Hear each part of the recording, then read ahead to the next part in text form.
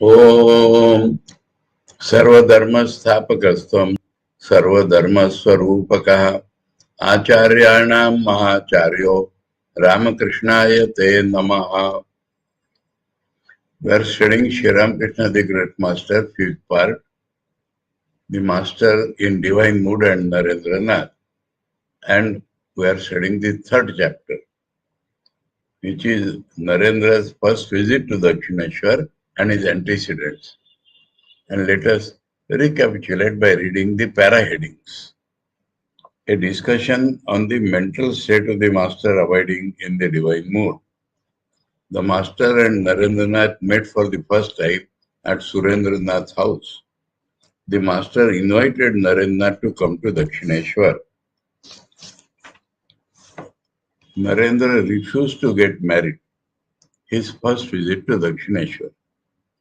What the Master thought of Narendranath. The Master's eagerness to see Narendranath.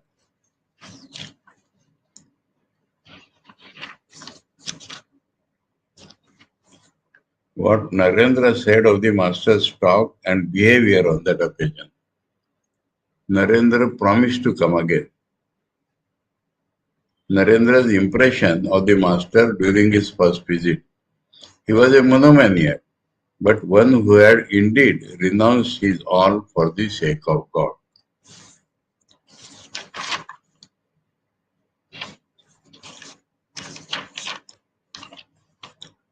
Practice of religion at that time by Narendranath. He used to visit the Brahma Samaj. The two wonderful ideas of Narendranath. Narendra's natural inclination for meditation. The growth of that inclination on the advice of Maharishi Devendranath. The many-sided genius of Narendranath. Narendra's inclination for study. Narendra's capacity for quick reading. Narendra's argumentation. Narendra's love for physical exercise. This much we are read.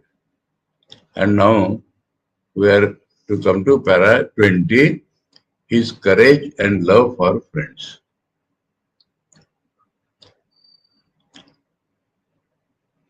No, love is not attraction. Love means sacrifice.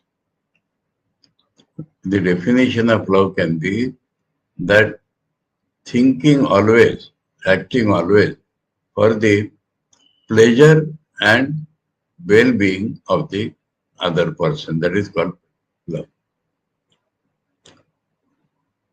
And along with that, courage requires for sacrifice.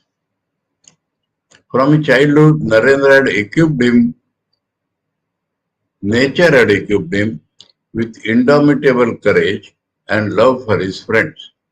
Indomitable courage. These qualities helped him very much by making him the foremost in all the groups he entered. So born leader and a leader, foremost and a leader in his student life and afterwards. Foremost, you are the foremost. The leader is you are carrying people with you. Once when he was but 8, from that time onwards, he went with his friends to Metia Buruz, to the south of Calcutta, to see the zoological gardens of Wajid Ali, the former Nawab of Lucknow. The boys raised subscription from among themselves and hired a boat at the Chandpal Ghat for their trips to and fro. On their way back, one of them became sick and vomited in the boat. The Muslim boatman became very angry, and when the boat reached the Chandpal Ghat, told them that he would not allow any one of them to get down if they did not clean the boat. The boys asked him to have it cleaned by someone and were ready to pay for the labor, but he did not agree. Then there arose an altercation, and gradually there was going to be a free fight between the two parties, children and boatmen. All the boatmen that were there came together and were ready to beat the boys. The latter did not know what they should do. Narendra was the youngest of them all. There were other elders than him. In the confusion that arose on account of the altercation with the boatmen, he gave them the slip and got down from the boat. Seeing how very young he was, the boatman did not prevent him from doing so. When he stood on the bank, he saw that the affair was gradually growing to be serious. He did not get down running away from the friends, but for finding some solution. When he was considering how he could save his friends, he saw two English soldiers going for a walk. Narendra walked up to them at a brisk pace, saluted them, and caught hold of their hands.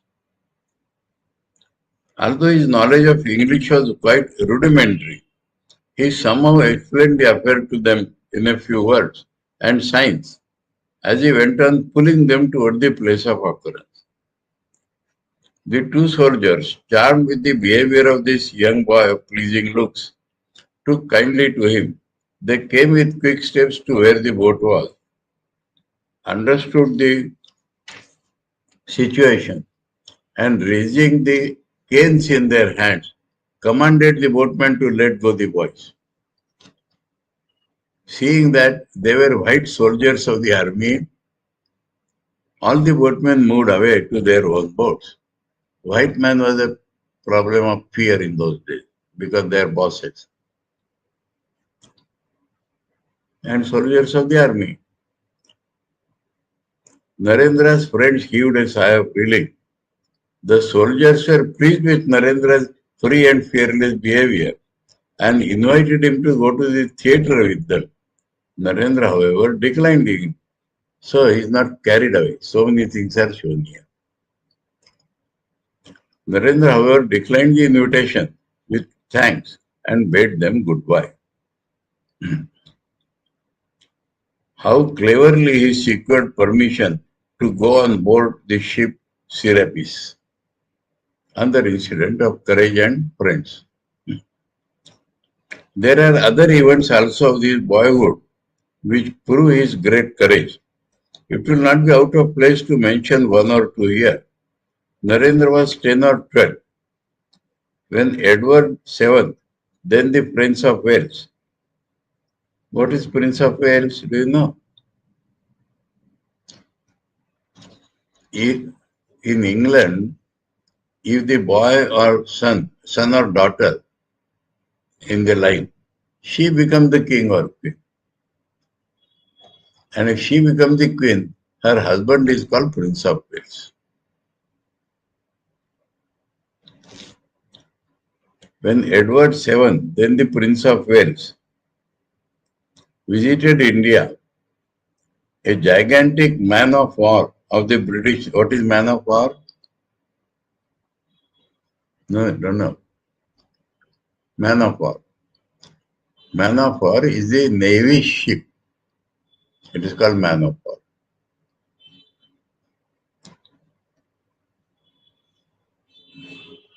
A gigantic man of war of the British Navy, the Serapis, came to Calcutta at that time, and many people of Calcutta were granted permits to go on board to see the inside of that ship. Desirous of seeing it along with his friends, the boy Narendranath went to the office at Chauringi with an application for getting a permit. But he saw that the gatekeeper did not allow anyone except very respectable people to go in. Bachchaderke chhade. No. Standing close by and trying to invent some means to see the English officer, he began to observe those who returned with permits from the office. He saw that all of them went to a veranda on the second floor of that office. Narendra thought that it was perhaps the place where the English officer was receiving applications and issuing permits. Searching some other passage leading to that place, he found that in one corner on the side of the house, there was a narrow flight of iron stairs for the use of the servants of the English officer. Our like iron stairs.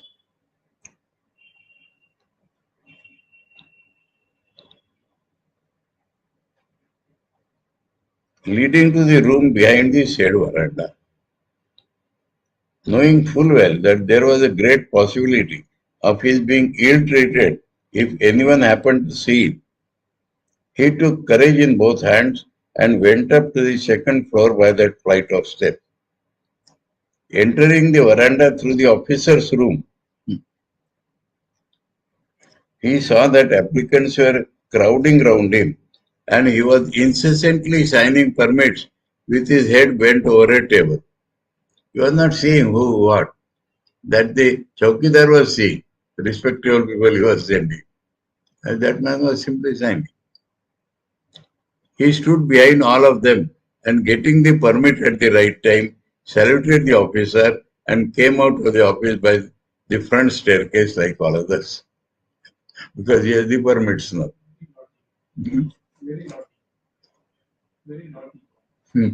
Now what the Chaukidar will say? He is seeing the permit. So this includes the brain to use how to find a solution. Danger at the time of fixing a trapeze in the club. This is a very famous incident. Trapeze, you know that for exercise, there is a big triangular stand. One leg this side, two legs that side. Then they climb and all that is there. That is called trapeze. At that time, there was a club on the Cornwallis Street for the purpose of teaching physical exercise to the boys of Shimla in Calcutta. It was Navagopal Mitra, the founder of the Hindu Fair, who had established it. As it was very near Narendra's house, he went there every day with his friends and practiced physical exercise. As they had been acquainted with Navagopal Babu, a neighbor, for some time previously, he put them in charge of the management of the club. One day, the boys failed, in spite of great efforts, to erect a heavy wooden frame for a trapeze. A crowd assembled on the road to see the boys do it, but no one was ready to help them. Seeing a stout English sailor standing in the crowd, Narendra requested him to help them. He gladly agreed and joined the boys. The boys then began to pull up the head of the frame by means of a rope, and the sailor was helping them in making its two legs enter slowly into the sockets. They dig some sockets and put the two legs there.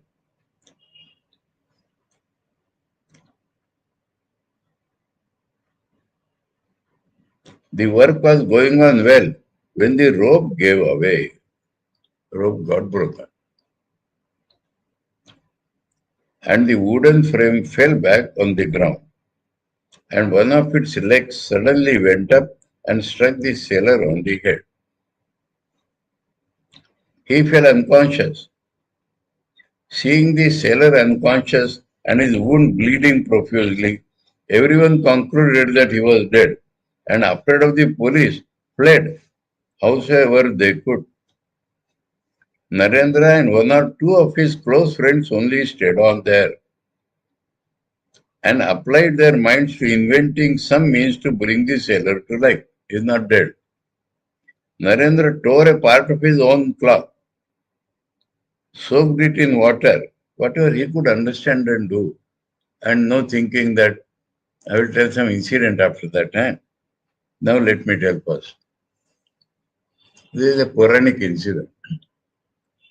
Narada is asking Sri Krishna, Subhadra was Sri Krishna's own sister, and Draupadi he had accepted as a sister. And to Narada it appeared that he loves Draupadi more than Subhadra. So he asked him one day, how it is that you love Draupadi more than Subhadra? He said, I shall reply later on, but my finger is cut and it is bleeding. You bring some cloth to wound it round. So Subhadra was near, he went to Subhadra. And the Lord's finger is cut and he wants some cloth strip to wind it. She said, where shall I find cloth strip? These are big sarees. This Arjuna gave me, this Lord himself gave me. Like that she is showing all these sarees. Then he went to Draupadi. The Lord's finger is cut. She tore the saree she was wearing and gave, first go and quickly bind it. Then the Lord said, have you understood now? So that is an incident.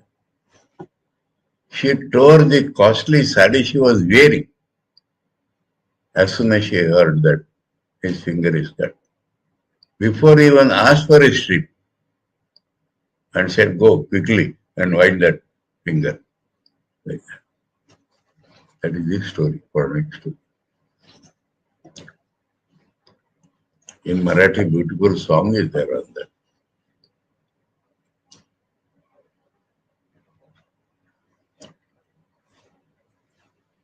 So, Narendra tore a part of his own cloth. That means in search of cloth they will go. He is there dying.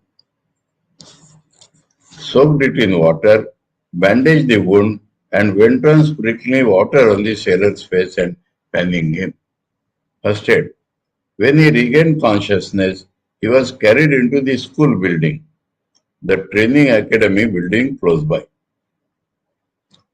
Word was then sent to Navagopal Babu to come soon with a doctor. The doctor came, examined the sailor and said, the wound is not serious. He will require a week's nursing to come round.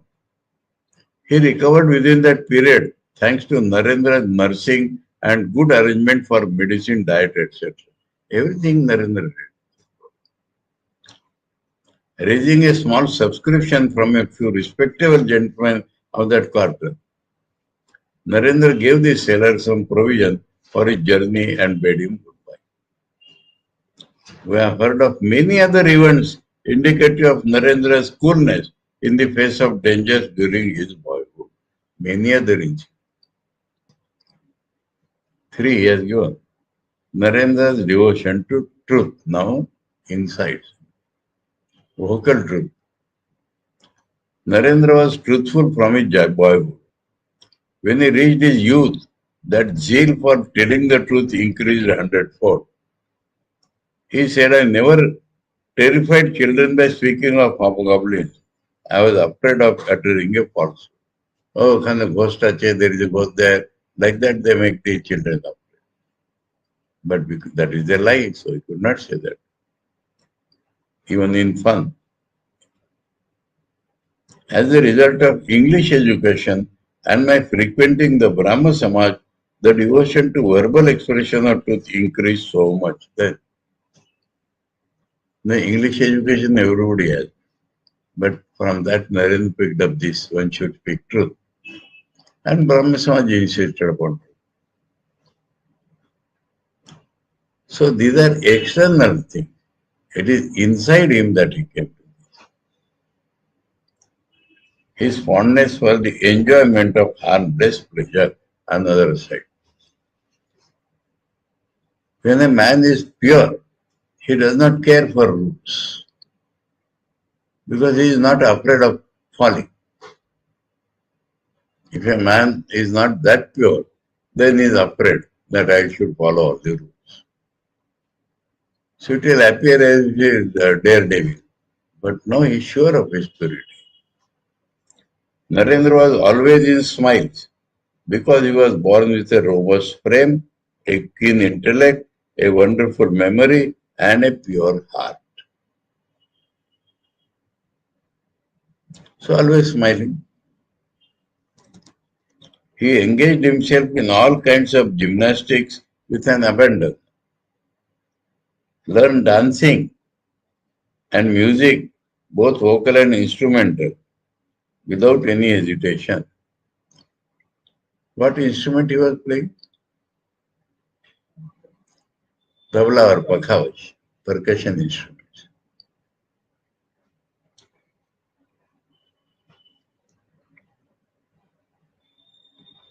And joined his friends in all sorts of mirth and merriment with a gusto. But all this only so long as they did not overstep the limits of morality. Automatic self-control. Otherwise, playing, joking, they are carried astray. Unable to understand the cause of that cheerfulness of his, superficial observers very often counted it as a defect of his character. But the spirited Narendra took no notice of people's praise or blame. That is inner strength. Will be immediately deviated from our path, either by praise or blame. His proud head and heart never condescended to disprove their false calumniation. If false something they are telling, you won't care, let them say.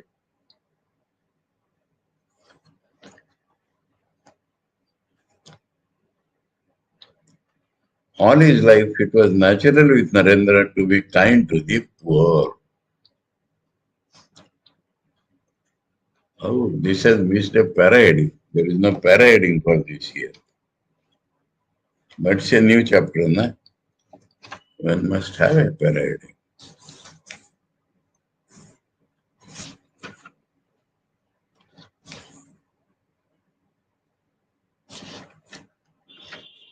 Ache, in Bengali. Daridre Prati Narendra Daya. We should insert this here, para-heading.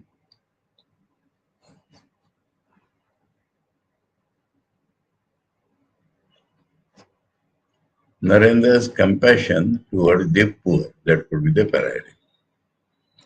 All his life it was natural with Narendra to be kind to the poor.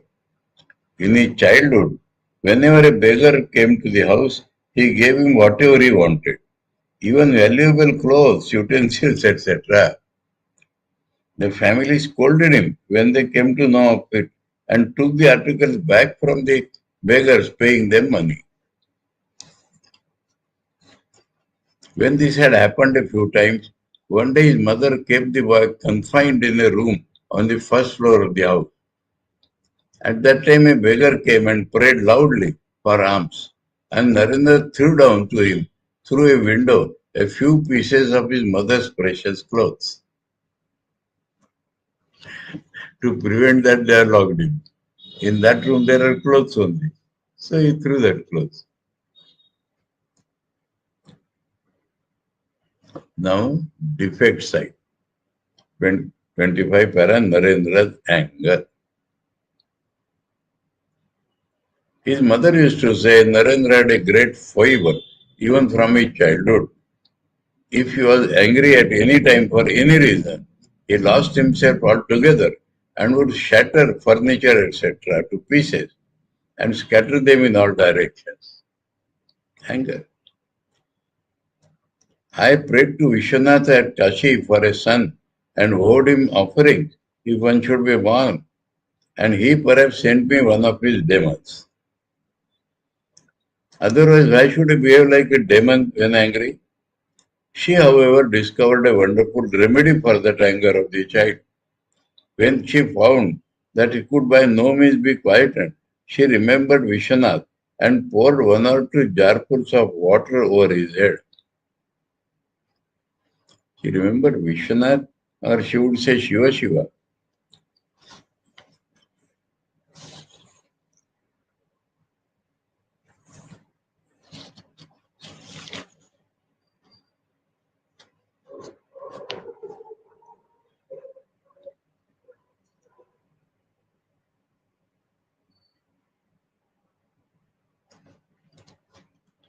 Therefore, Shiva is there, but the wrong name is given. The important wrong name is given.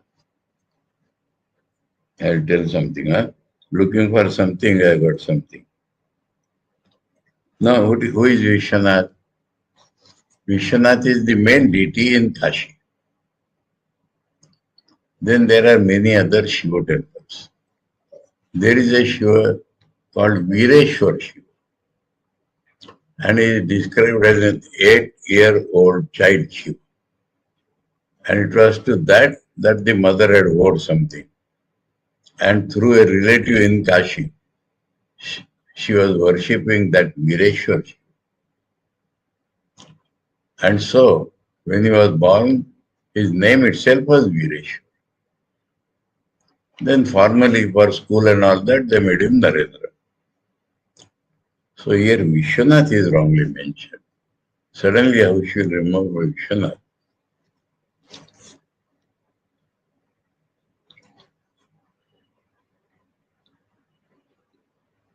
So,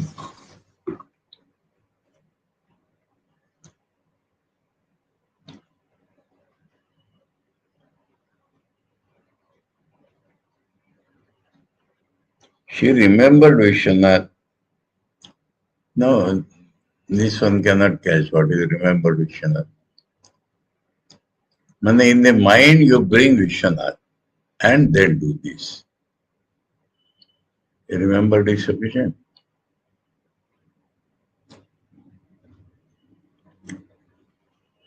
She thought of Vishwanath, you can say. Thought of Vireshwar. Remembered means something she remembered, no.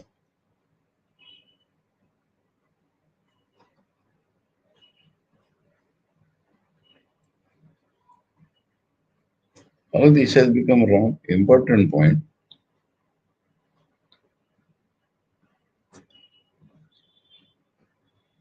She thought of Vireshwar and poured one or two jarfuls of water over his head.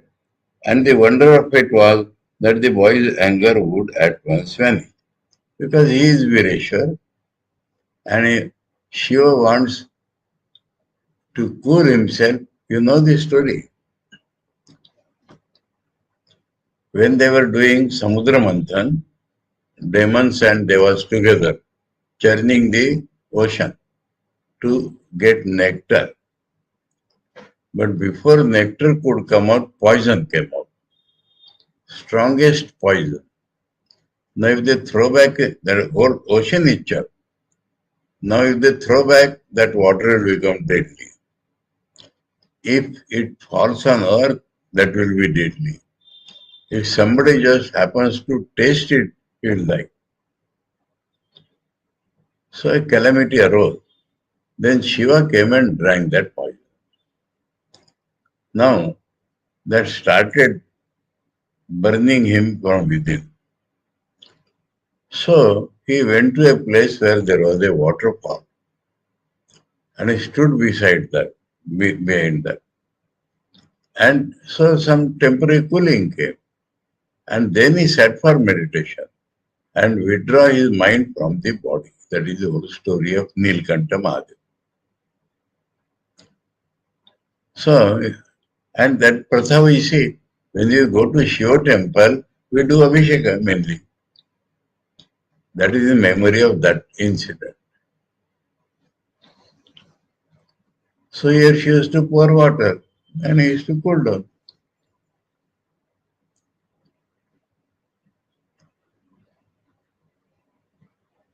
And the wonder of it was that the boy's anger would at once vanish. Shortly after he had met the master in Dakshineshwar, one day Narendranath said to us, I might not have gained anything else by the practice of religion, but it is certain that I have gained control over my terrible anger by His grace. Formerly, I used to lose all control over myself in rage and be seized with repentance afterwards. But now, if anyone does me a great harm or even beats me severely, I don't become so very angry. Used to become angry, but not so very angry. His anger was famous till the end, but not so much to lose himself by practice of religion. So this is the minus point described. The equal development of Narendra's head and heart, that is important. Rarely are people seen in the world with equally well-developed heads and hearts. Those who have these surely make a mark in society. Again, those who manifest their own uniqueness in the spiritual world are also seen to possess a finely developed power of imagination from their childhood. Three things: head, heart, and imagination.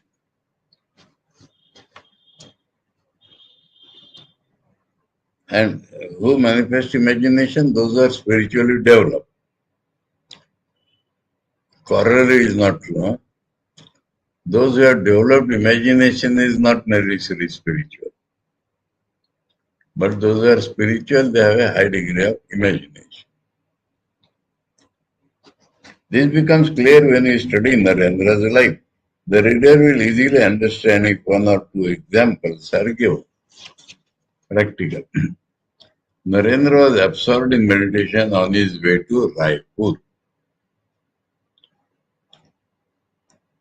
At one time, Narendra's father stayed for some time at Raipur in central India on some business. Some business, he is Vakili.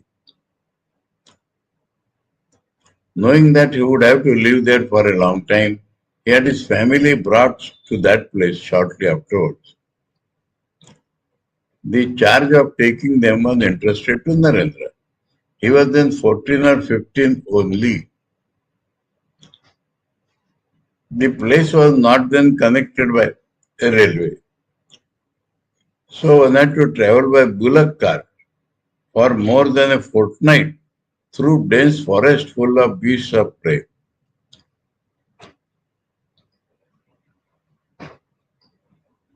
Although he had to suffer many physical hardships, he did not feel it at all on account of the wonderful beauty of the forest regions which he enjoyed.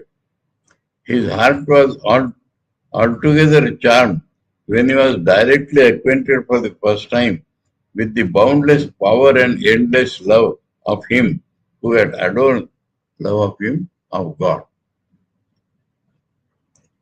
who had adorned the earth with such incomparable robes and ornaments. He said, when I saw and felt when going through the forest has forever remained firmly imprinted in my memory, particularly a certain event of one day. We had to travel by the foot of the Vindhya mountains of high peaks on that day. Vindhya mountain is now dividing India into the North India and South India is Vindhya mountain. And they have to travel through the Vindhya mountain.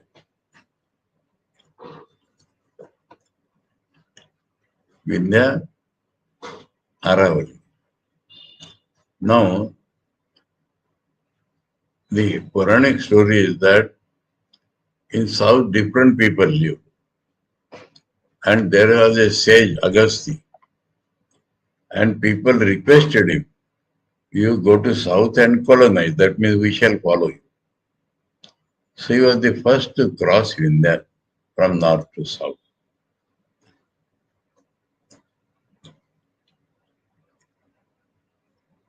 We had to travel by the foot of the Vindhya mountains of 5 peaks on that day. 2 peaks of the ranges on both sides of the road rose very high in the sky, bending under the weight of fruits and flowers. Various kinds of the mountains are not bending, bending under the weight of fruits and flowers. Various kinds of trees and creepers produce wonderful beauty on the sides of the mountains. Birds of various colors flying from arbor to arbor or down on the ground. Arbor is their place in trees. Or down on the ground in search of food, filled the quarters with sweet notes. I saw all this and felt an extraordinary peace in my mind. The slowly moving bullock carts arrived at a place where 2 mountain peaks coming forward as in love, is all imagination faculty, locked themselves up in an embrace over the narrow forest path. That is the appearance and imagination. Observing carefully below the meeting points, I saw there was a very big cleft from the crest to the foot of the mountain on one side. Cleft, you understand? A little cut and vertical cut. So that is called top to foot, there was a cleft.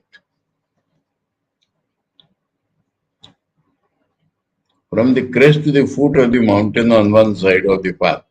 And filling that cleft,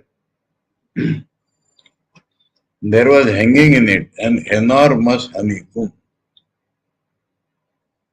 The result of the bees' labor for ages.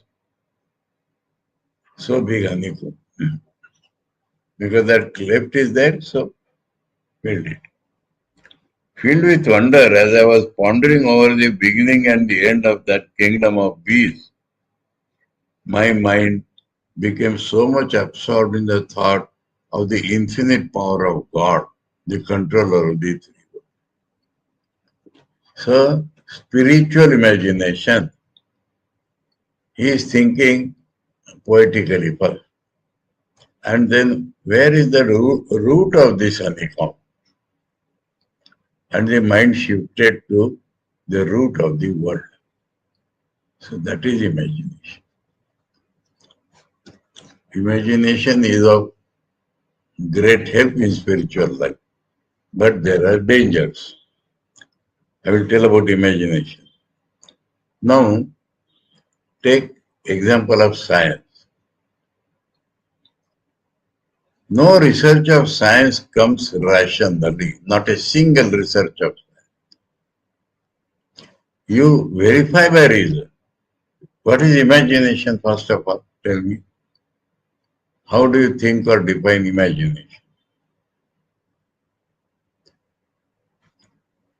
When your reason is not reaching enough, then you stretch it to reach somewhere. That is called imagination.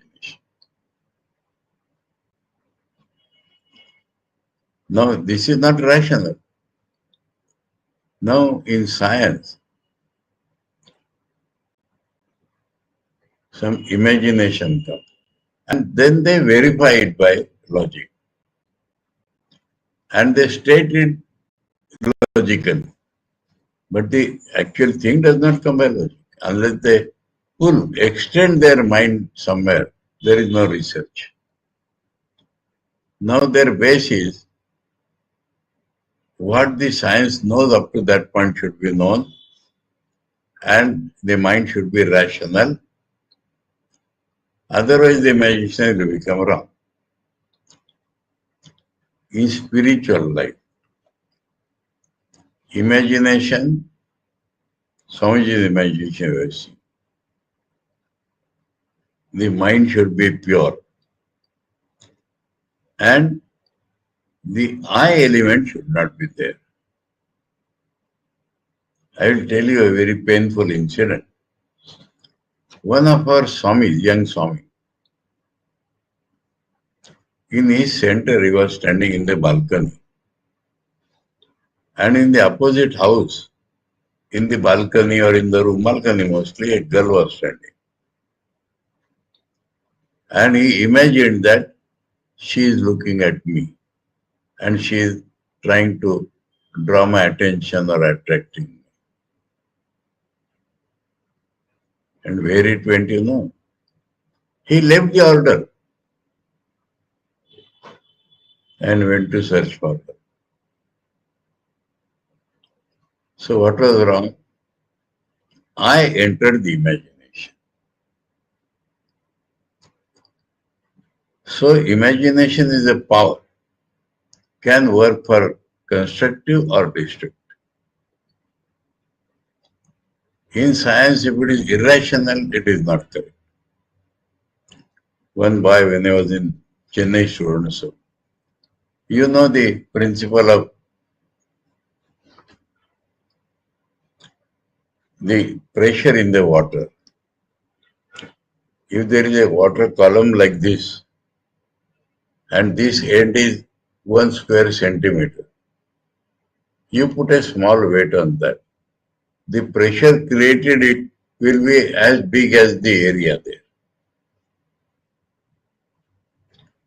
And that boy told me, I am inventing something without any pressure, there will be pressure there. I said, it is irrational.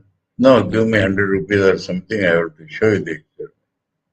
So that is wrong because rationally we know that it cannot happen. In spirituality, purity is necessary. I should not enter. So Narendra's mind was being pure.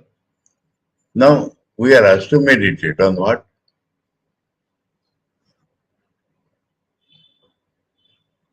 That imagination again, our spiritual imagination for meditation is based upon the truth pursued by the Rishi. Shankara has told this many times. It is true that Thakur is in our heart. It is absolutely true. Sages have seen Thakur is in everybody's heart. But we are not seeing it. So we are asked to imagine Thakur sitting in our heart. And when the mind becomes sufficiently concentrated, we will actually see Thakur sitting there. When we shall see, then it will not be the Thakur or Mother as they appear in the photo.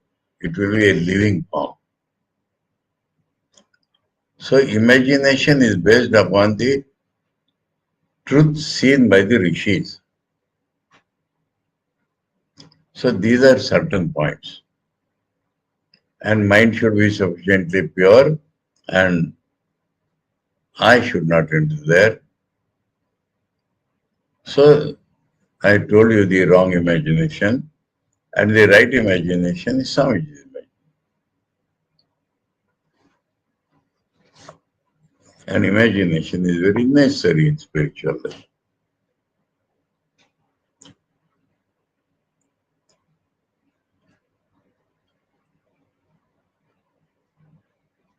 Filled with wonder as I was pondering over the beginning and the end of that kingdom of bees, beginning and end, my mind became so much absorbed in the thought of the infinite power of God, the controller of the three worlds,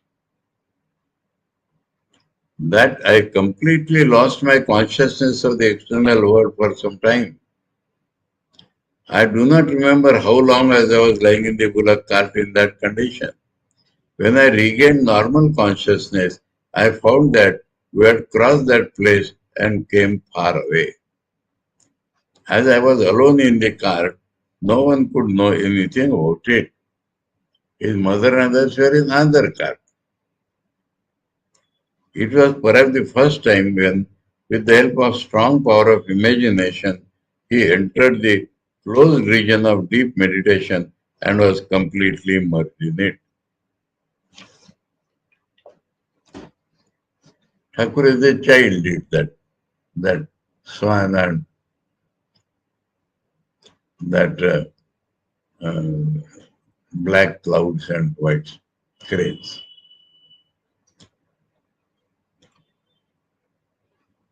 Now, antecedents is the word used. Narendra's first meeting is antecedent.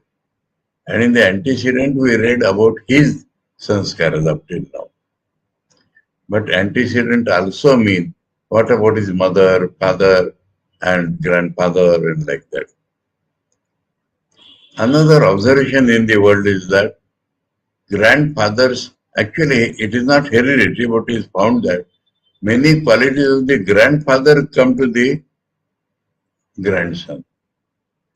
In between, the father may exhibit different characteristics. So now, the Sannyasin grandfather of Narendra, his father was not Sannyasin. We shall give here a brief account of Narendra, why this is all there, so that we'll understand Narendra's sanskaras more. We shall give here a brief account of Narendra's forefathers and bring the present chapter to a close. The Datta family of Shimla, divided into many branches, was one of the ancient families of Calcutta. This family was the foremost among the middle castes in wealth, social position, and learning. So here a new word has come, kayasthas. What are the kayasthas? Kshatriyas. And this Datta and all that is kayasthas.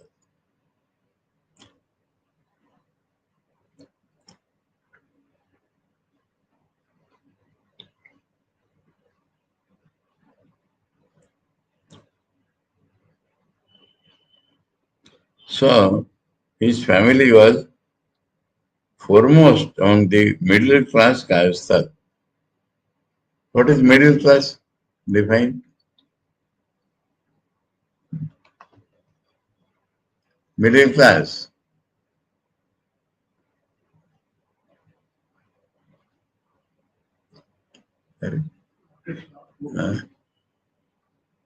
They have sufficient money for their living by their own earning. That is middle class. If you toil hard but not sufficient money, they will call them poor. And sitting idly you get money, then that is called rich class. So in middle class they make the lower middle class, upper middle class.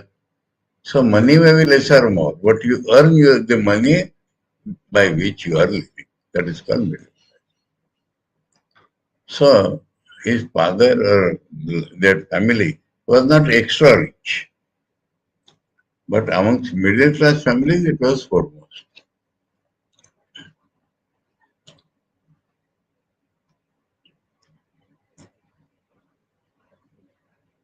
Among the middle class castes in wealth, social position and learning. Foremost. Narendra's great-grandfather Rammohan Datta, an advocate, earned enough money, maintained a large family, and was held in esteem by his friends and particularly by his neighbors at Gaurmohan Mukherjee's lane in Shimla, where in his own house he spent the full length of his life. So his grandson is Narendra's father. He became Vakil.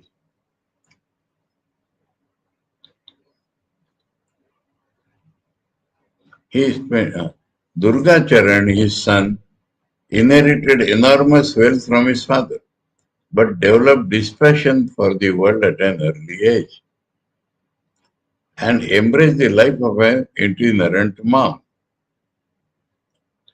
Durga Charan, it is said, was devoted to monks and holy men from his boyhood. That inclination of his kept him engaged in the study of the scriptures from the youth and make him a good scholar in a short time. Though married, Durga Charan had no attachment to the world. Why he married? Just as a course of in the life. He used to spend much time in the company of holy men in his own garden. Swami Vivekananda said that his grandfather Durgacharan left his family forever shortly after begetting a child, as the scriptures enjoin. If you are married, you should have a child, son, daughter, to maintain your family lineage.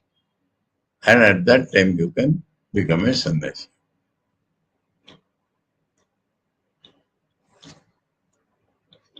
As the scriptures enjoin. Before that, if you go, then the lineage ends. Though he left his family and went away, Durgacharan twice met his wife and relatives by the will of Providence.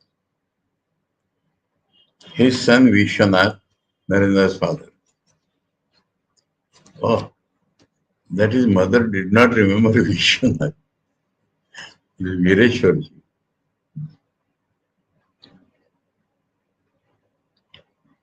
His son Vishwanath was then 2 or 3 years old. His wife and relatives came to Kashi, perhaps in search of him, and stayed there for some time. Perhaps in search of him, otherwise pilgrimage. As railways had not been constructed then, people of respectable family used to come by boat to Kashi, the abode of the Universal Lord. Durgacharan's wife too accompanied the party. At one place on her way, the child Vishwanath fell into the waters of the Ganga. His mother saw it first and immediately jumped into the water. The unconscious mother was lifted into the boat with great effort when she was seen to have firmly clasped the arm of her young child. She did not know swimming perhaps or could not do anything, but they caught the child. So when people pulled her, the child also came out. It was thus that the unbounded love of the mother saved the life of the child. In Kashi, Durgacharan's wife went daily to visit Lord Vishweshwar, not Vishwanath. No, again name is mixed. Vireshwar should be the name. These proofreading people are hopeless.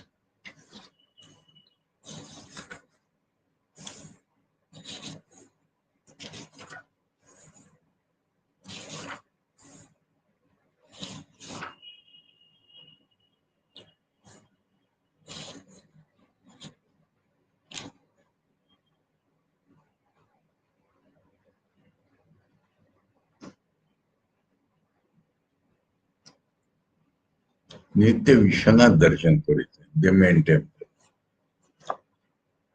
It is Narendra's, not mother, grandmother.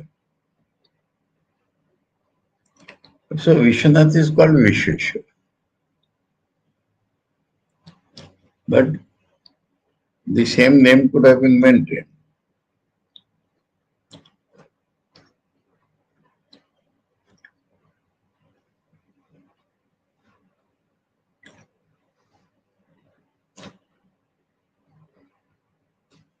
One day when the road was slippery on account of a shower, she slipped and fell in front of the holy temple. A casual passerby, a monk, saw this and went up to her with a rapid step and lifting her carefully, made her sit on the steps of the door of the temple and was examining whether she was hurt in any part of the body. But the moment the two pairs of eyes met, Durgacharan and his wife recognized each other, and the monk Durgacharan, without looking at her for a second time, disappeared from the scene. He has done as a duty, some ladies follow. Then when he saw it is around his own wife, he ran away. It is a convention that a monk should visit his birthplace, which according to the scriptures is superior even to heaven, 12 years after he embraces the life of the itinerant monk. What is the reason? In 12 years, his consciousness should have changed. And with that changed consciousness, when you see the old thing, then our knowledge becomes small. That is the idea. Now you are seeing God everywhere. So with that eyes, you should see your own.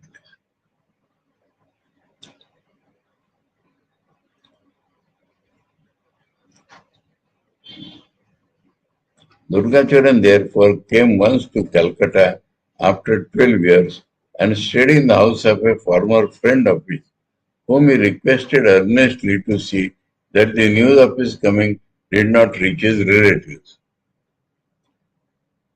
So it's not the attraction of the relatives, the attraction of the place.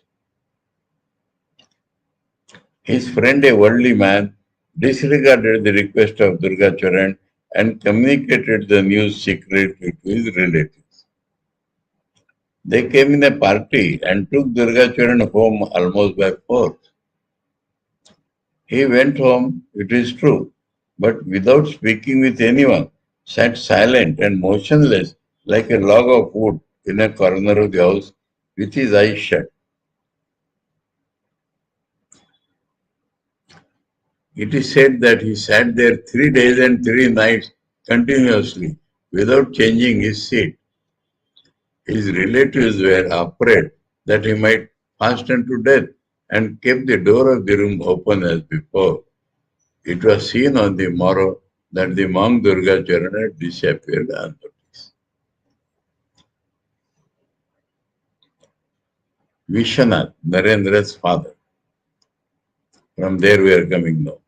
Acquiring great learning in Persian and English, Vishwanath, the son of Durgacharan, became an attorney of the Calcutta High Court. Attorney, that is exactly not a pleader. You stand for some people. That's called attorney.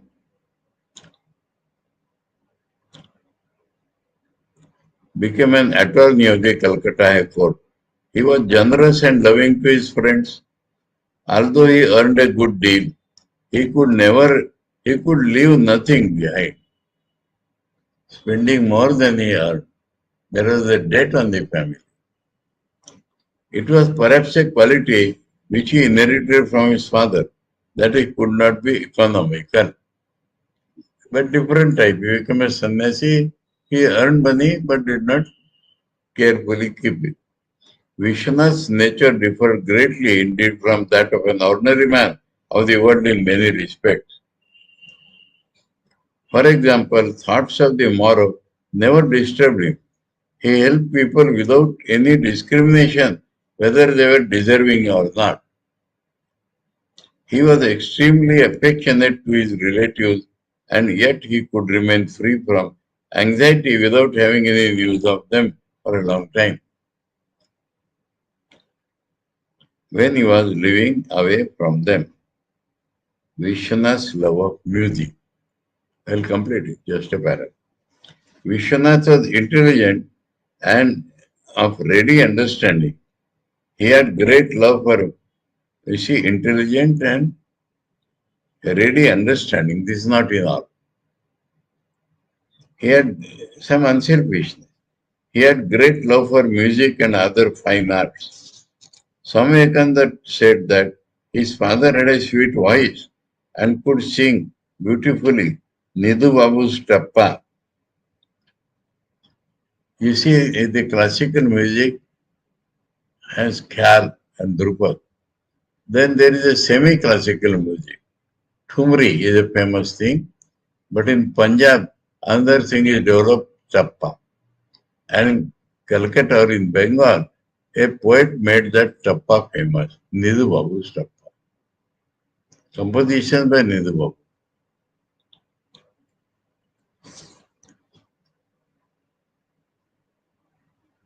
Without learning music systematically, contrary to the general impression of the age, he regarded music as a harmless pastime and made his eldest son Narendra learn it with the same care and attention as he was prosecuting his studies.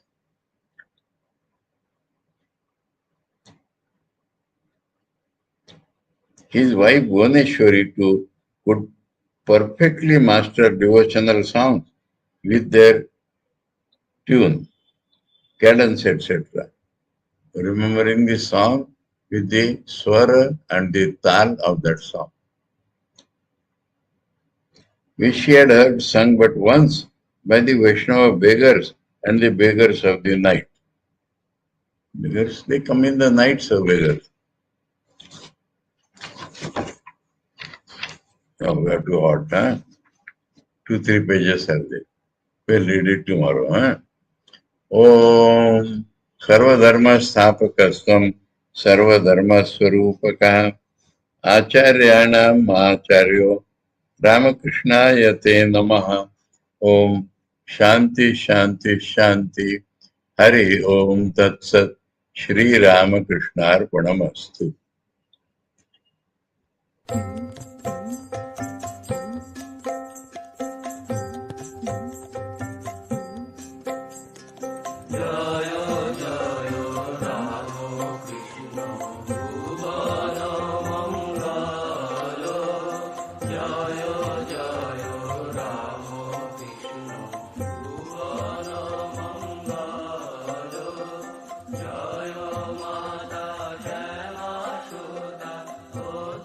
Nira